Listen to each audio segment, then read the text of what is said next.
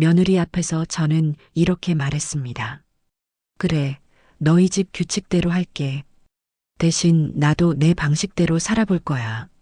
내가 평생 모은 돈, 이제 그거 다 내가 쓰고 떠날 거다. 그 말을 하는 순간 식탁의 분위기가 완전히 얼어붙었죠. 아들은 아무 말도 하지 못했고 며느리는 얼굴이 하얗게 질렸습니다. 그 전까지는 내가 죄인인 줄만 알았어요. 그런데 알고 보니 그 규칙이란 것도 결국 그 애들 마음대로 만든 거였더라고요. 이 편지를 쓰는 지금 저는 그 집을 떠난 지 넉 달이 됐습니다. 혹시 궁금하실지도 모르겠네요. 도대체 어떤 일이 있었기에 제가 그런 말을 하게 되었는지. 이야기의 시작은 며칠 전으로 거슬러 올라갑니다. 그날 저녁 밥상을 막 차리려던 참에 아들에게서 전화가 걸려왔습니다. 퇴근길이라 피곤하겠거니 생각했는데 목소리가 유난히 조심스러웠죠. 엄마, 이번 주말에 집에 좀 와 계실 수 있어요? 순간 무슨 일인가 가슴이 철렁했습니다. 아들 말로는 며느리가 회사 일로 주말 내내 바쁘고 본인도 지방 출장이 잡혔다며 손주를 돌봐줄 사람이 필요하다고 했습니다. 며칠 동안만 지호 좀 봐달라는 부탁에 제가 마다할 이유가 없었죠. 손주 얼굴만 봐도 힘이 나는 사람인데 말입니다. 그럼, 내가 가야지. 너희 바쁠 땐 내가 도와야지. 입으로는 태연하게 답했지만 속으로는 괜히 설렜습니다. 지호가 요즘 어떤 말을 하는지, 키가 얼마나 자랐는지 직접 보고 싶었거든요. 마트에 갈 때마다 이거 사다 주면 지호가 좋아하겠다 싶었던 것들도 이제야 챙길 수 있다는 생각에 조그만 가방에 이것저것 담으며 혼자 웃음이 났습니다. 과자며 사탕, 새 양말, 그림책 하나까지 넣다 보니 마음이 절로 들떴습니다. 사실 며느리와는 아직 가까워질 기회가 없었습니다. 그 집은 신식 아파트라 손님 맞는 걸 별로 좋아하지 않는 분위기였거든요. 괜히 불편할까 싶어 몇 번이고 발길을 돌린 적도 있었습니다. 그래도 이번에는 다르지 않을까 애봐달라 부탁하는 일이니 며느리도 조금은 마음을 열지 않을까 이런저런 생각에 혼자 좋은 상상을 하며 짐을 쌌던 기억이 납니다. 그렇게 가방을 챙겨 들고 아들 집에 도착한 건 토요일 아침이었습니다. 엘리베이터에서 내리자마자 새 아파트 특유의 냄새가 코끝을 스쳤습니다. 반짝이는 현관문과 복도, 천장까지 어느 하나 먼지 하나 없이 깨끗했지만 어딘가 차가운 느낌이 들더군요. 집 문 앞에 서서 초인종을 누르는 그 순간에도 제 심장은 조금 두근거렸습니다. 문이 열리고 며느리가 나왔습니다. 환하게 웃진 않았지만 예의상 미소를 지었습니다. 어머니 오셨어요? 오시느라 고생 많으셨죠. 말은 정중한데 눈빛은 바쁜 듯 저를 훑고 금세 시선이 다른 데로 옮겨졌습니다. 그때 안에서 할머니 하는 소리가 들리더니 지호가 맨발로 뛰어나왔습니다. 그 작은 팔이 제 다리를 꼭 끌어안는 순간 괜히 목이 뜨거워졌습니다. 아이고, 우리 지호 많이 컸네. 할머니 보고 싶었어? 응, 나 로봇 보여줄 거야. 아이의 얼굴은 천진난만했지만 현관 안쪽을 보는 순간 저도 모르게 웃음기가 가셨습니다. 거실 한가운데 장난감이 산더미처럼 쌓여 있었습니다. 플라스틱 자동차, 블록, 인형까지 발을 디딜 틈조차 없었죠.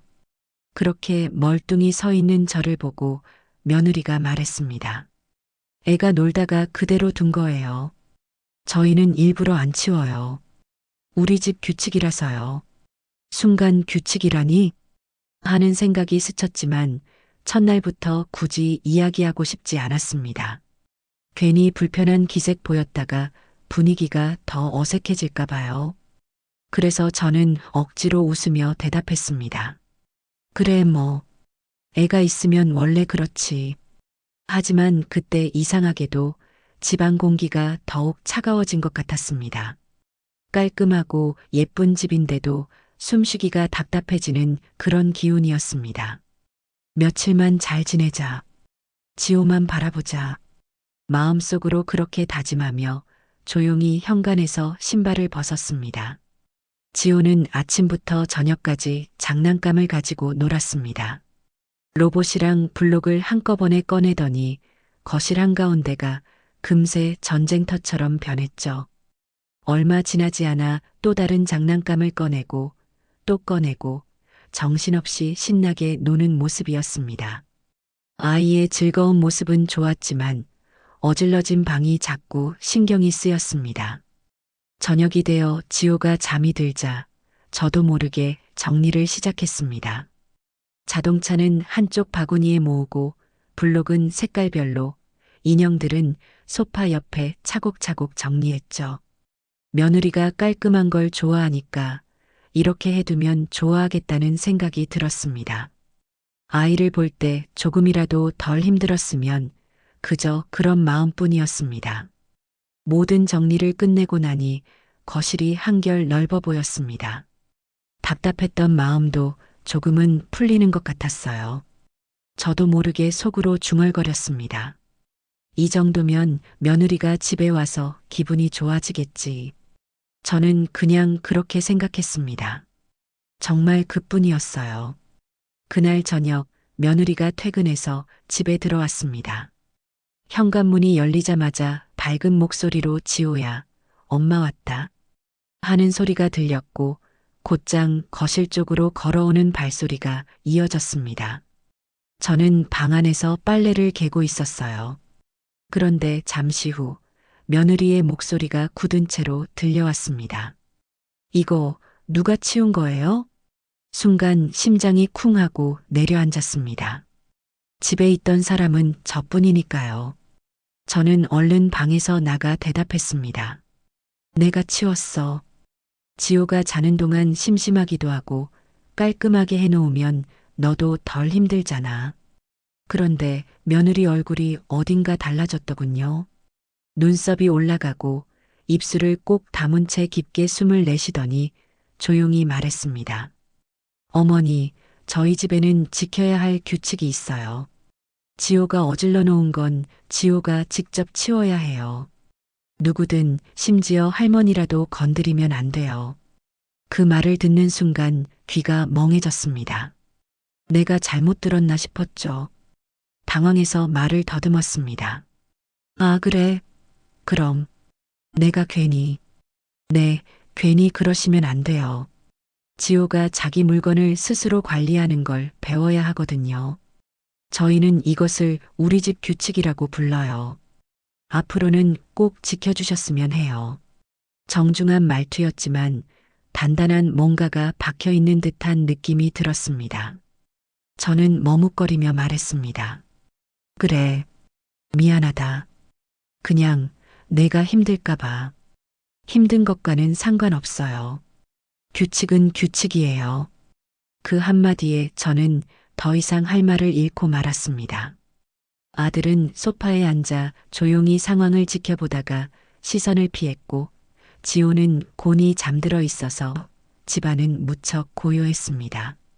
거실 안이 그처럼 적막할 수가 없었고 제 숨소리만 유난히 크게 들려왔습니다.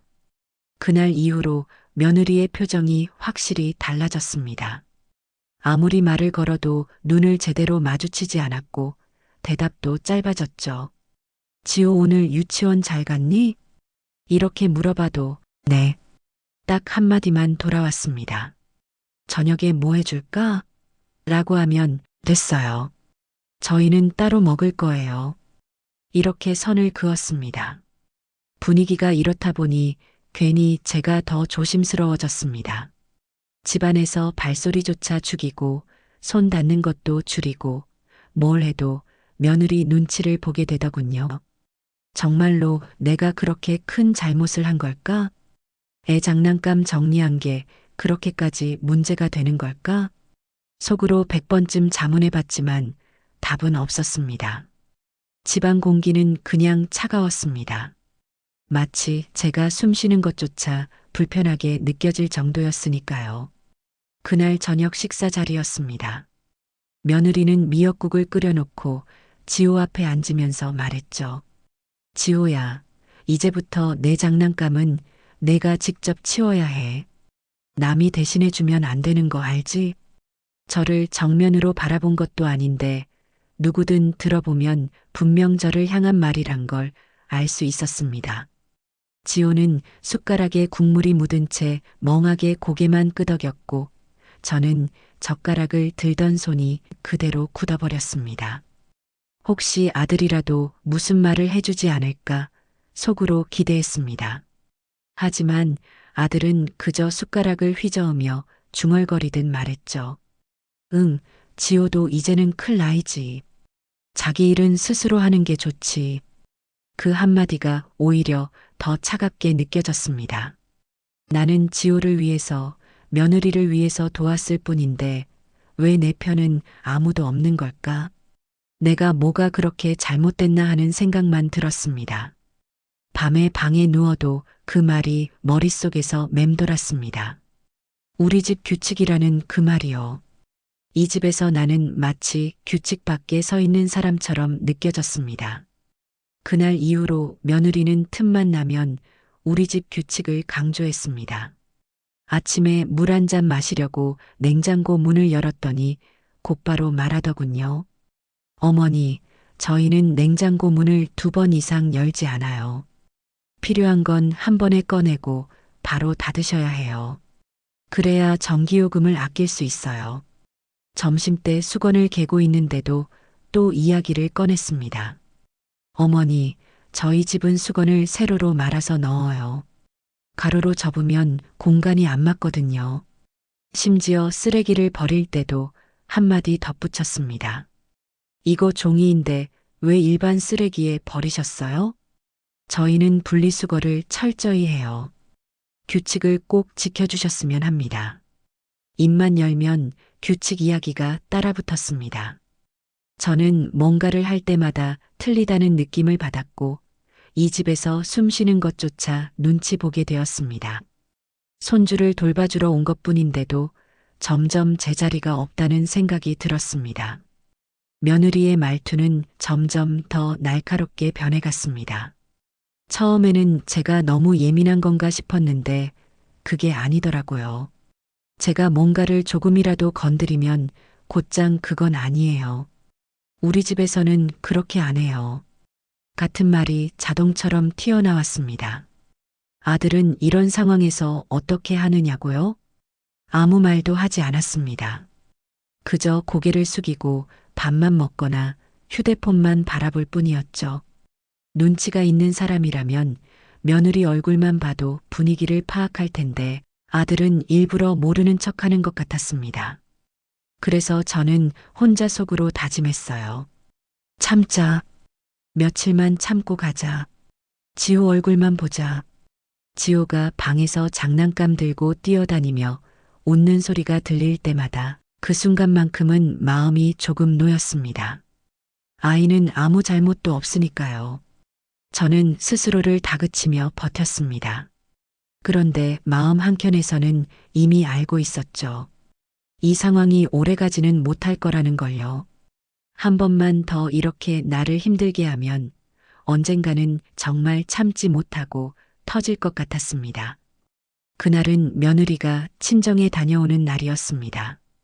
지호도 외할머니를 보고 싶어 한다고 해서 아들이 제게 같이 가서 지호를 좀 봐주면 좋겠다고 하더군요. 그래서 저도 함께 따라 나섰습니다.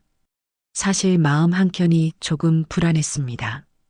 며느리 친정 식구들은 어떤 분들일지, 그곳에서 내가 어떤 모습으로 보일지 걱정이 됐죠.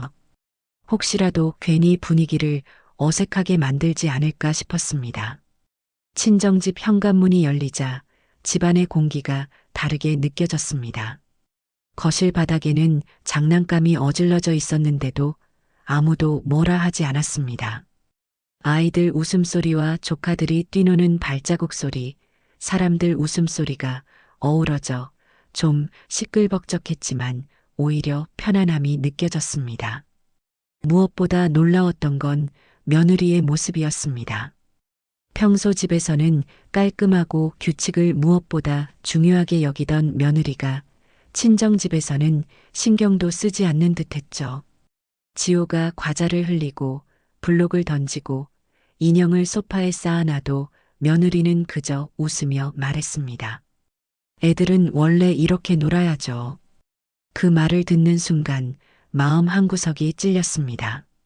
우리 집 규칙이라고 했던 많은 것들이 사실은 며느리에게만 강요한 건 아니었나 하는 생각이 머리에서 떠나질 않았습니다. 화장실에 가려고 복도 쪽으로 걷고 있었습니다. 그때 거실과 주방 사이에서 며느리의 목소리가 들려왔습니다. 익숙한 말투였기에 저도 모르게 발걸음을 멈췄습니다. 아, 진짜 피곤해. 시어머니 계시면 숨이 막혀. 우리 집 규칙이 다 깨지고 아주 엉망이 돼. 그 말에 옆에 있던 친정 식구들이 웃으며 맞장구 쳤습니다. 그래도 애 봐주시니까 좋지 뭐. 좋긴 뭐가 좋아. 눈치만 보이는데. 그리고 며느리는 한마디를 더 덧붙였습니다. 우리 집은 내가 힘들어서 만든 규칙인데 시어머님만 오시면 다 무너져요. 치우지 말라고 해도 또 치우고 냉장고도 마음대로 열고 솔직히 그냥 집에 안 계셨으면 좋겠어요. 그 순간 귀가 뜨겁게 달아오르며 수치와 분노가 동시에 치밀어 올랐습니다. 지금껏 참고 지내온 내가 바보처럼 느껴졌습니다. 겉으로는 예의 바른 척하면서 뒤에서는 이렇게 나를 험담하고 있었다니. 그날 저는 며느리의 진짜 모습을 보았습니다. 며느리의 친정집에서 그 말을 듣고 난 뒤 제 마음은 완전히 식어버렸습니다. 그래도 지호를 생각해 아무렇지 않은 척 하려고 애썼어요. 며칠만 더 견디자. 곧 집에 갈 테니. 그렇게 스스로를 타이르며 하루하루를 보내고 있었습니다. 그런데 며칠 뒤 또다시 일이 터졌습니다. 지호가 저녁 먹기 전에 거실에 로봇 장난감을 펼쳐놓고 놀다가 그대로 잠든 겁니다. 혹시 누가 지나가다 장난감을 밟아 다치거나 장난감이 망가질까봐. 저는 무심코 정리해버렸죠. 저녁에 며느리가 일찍 퇴근해서 돌아왔고 거실을 보자마자 목소리가 높아졌습니다. 어머니, 이거 또 치우셨어요? 저희 집은 건드리지 말아달라고 말씀드렸잖아요. 순간 숨이 턱 막혔습니다. 애가 자서 혹시 누가 밟을까봐. 제 말을 끝까지 할 틈도 없이 며느리가 말을 끊었습니다. 아무리 그래도 저희 집 규칙은 지켜주셔야 해요. 지호 교육 때문이에요. 저는 조용히 며느리의 얼굴을 바라봤습니다. 겉으론 차분한 듯해도 그 눈빛에는 불만이 그대로 드러나 있었습니다. 그 순간 저는 집안의 손님조차 아닌 방해꾼이 된 기분이었습니다. 그날 이후 제 안에 눌러두었던 무언가가 조금씩 갈라지기 시작하는 소리가 들려왔습니다. 며느리의 목소리가 거실에 크게 울려 퍼져도 아들은 한마디도 하지 않았습니다. 식탁에 앉아 젓가락으로 반찬만 건드리며 시선을 피할 뿐이었죠. 그래도 속으로는 적어도 엄마 힘들지? 이제 그만에 한마디쯤 해주길 바랐습니다. 하지만 끝내 어떤 말도 들을 수 없었습니다. 그 순간 깨달았습니다. 내가 평생 정성을 다해 키운 아들이지만 이제는 더 이상 내 편이 아니구나. 이 집에서 나는 정말 혼자가 되었구나. 아무 말하지 않았지만 그 자리에서 다짐했습니다. 그래, 너희가 집안의 규칙을 그렇게 강조한다면 이제 나도 내 방식대로 살겠다. 평생 아껴 모은 돈 언젠가 이 집에 다 물려줄 생각이었습니다.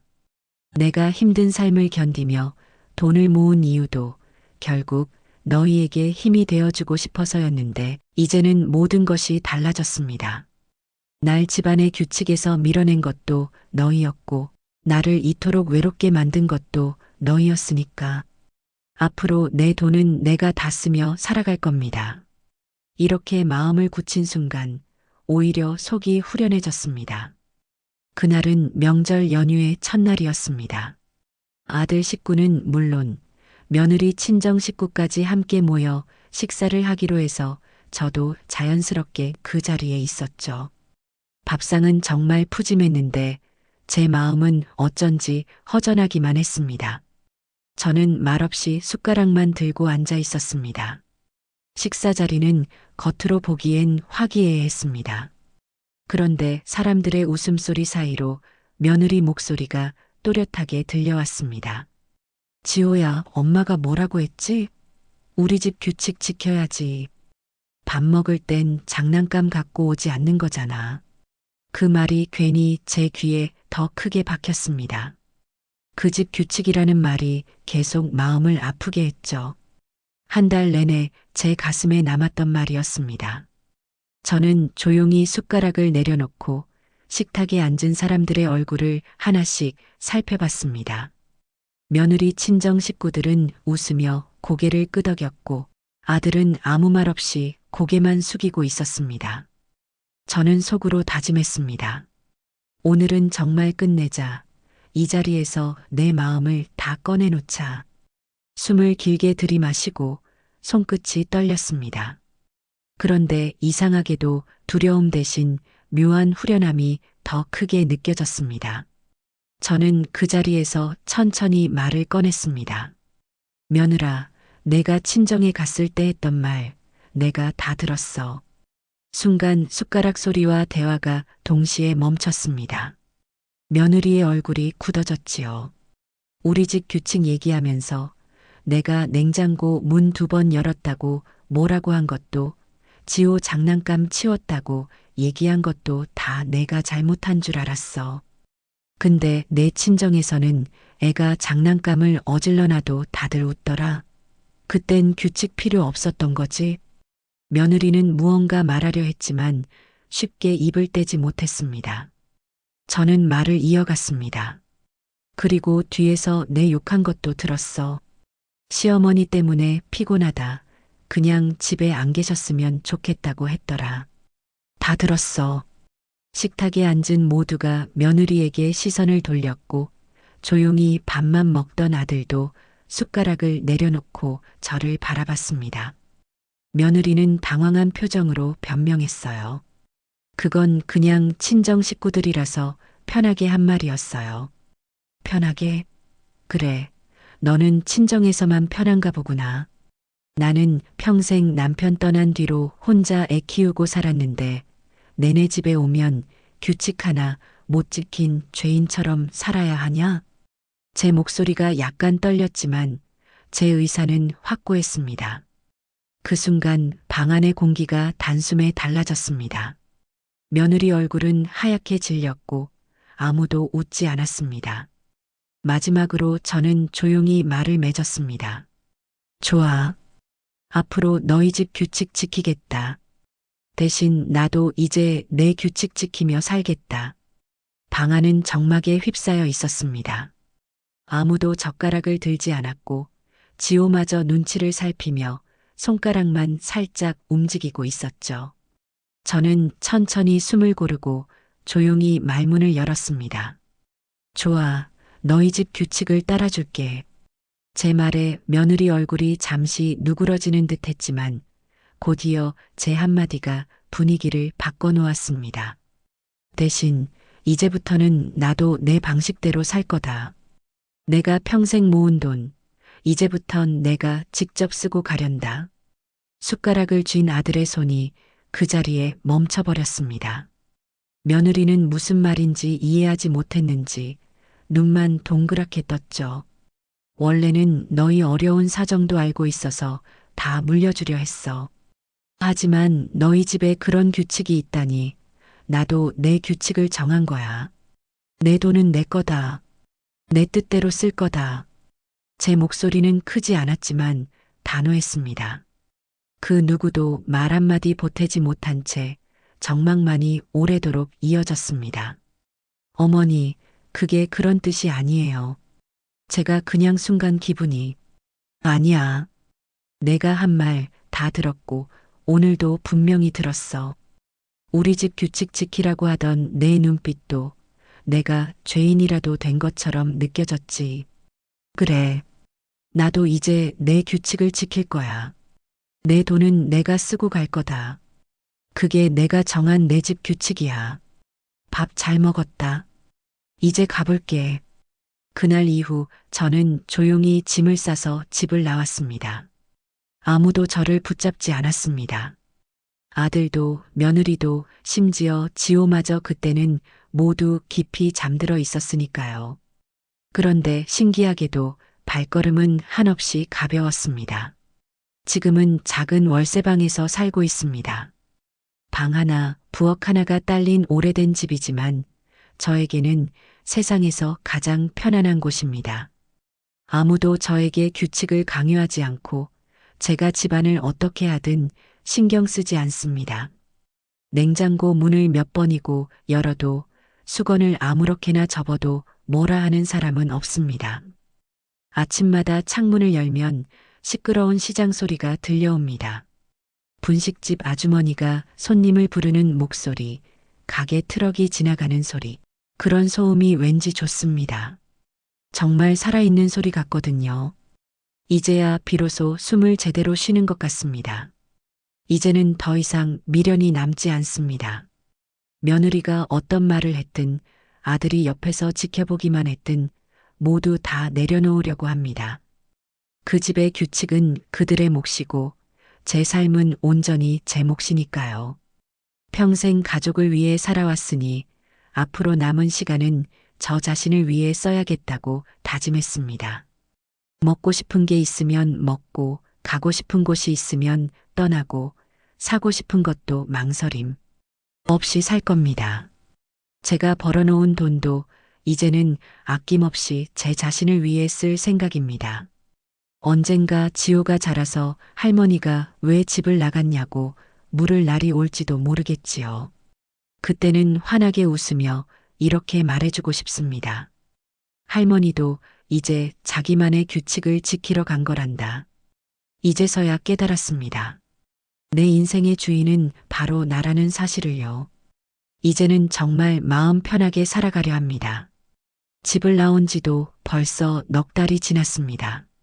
처음엔 지호 생각이 참 많이 났습니다. 밤마다 할머니 로봇같이 조립하자. 던 목소리가 귓가에 맴돌았으니까요. 하지만 시간이 지나면서 이상하게 그리움보다 편안함이 더 커졌습니다. 이제는 누구 눈치도 보지 않고 내가 원할 때 밥을 먹고 내 방식대로 집을 정리할 수 있게 되었죠. 이런 게 얼마나 큰 행복인지 예전엔 미처 몰랐습니다. 어느 날 아들이 전화를 했습니다. 엄마, 지호가 보고 싶대. 솔직히 그 한마디에 마음이 흔들릴 줄 알았는데 생각보다 그렇지 않았어요. 지호가 정말 보고 싶으면 언젠가 스스로 찾아올 거라고 믿기로 했습니다. 그때가 오면 저는 웃으며 따뜻하게 맞아줄 수 있을 것 같습니다. 며느리에게서는 단 한 번도 사과를 받지 못했습니다. 그렇지만 괜찮습니다. 이제는 그 사람이 사과한다고 해서 제 마음이 달라질 일도 없으니까요. 저는 이미 제 삶의 규칙을 지키며 살아가고 있습니다. 어제는 시장에서 고등어를 한 마리 사와서 구워 먹었습니다. 혼자 먹었지만 참 맛있더군요. 혼자 먹으면 밋밋하다는 말이 있던데 저한테는 해당되지 않는 이야기 같습니다. 이제는 제 밥상이 가장 편안하고 제 웃음이 가장 진짜로 느껴집니다. 혹시 이 편지를 읽고 계시다면 제가 꼭 드리고 싶은 말이 하나 있습니다. 남은 인생, 제 인생은 이제 온전히 제 것입니다.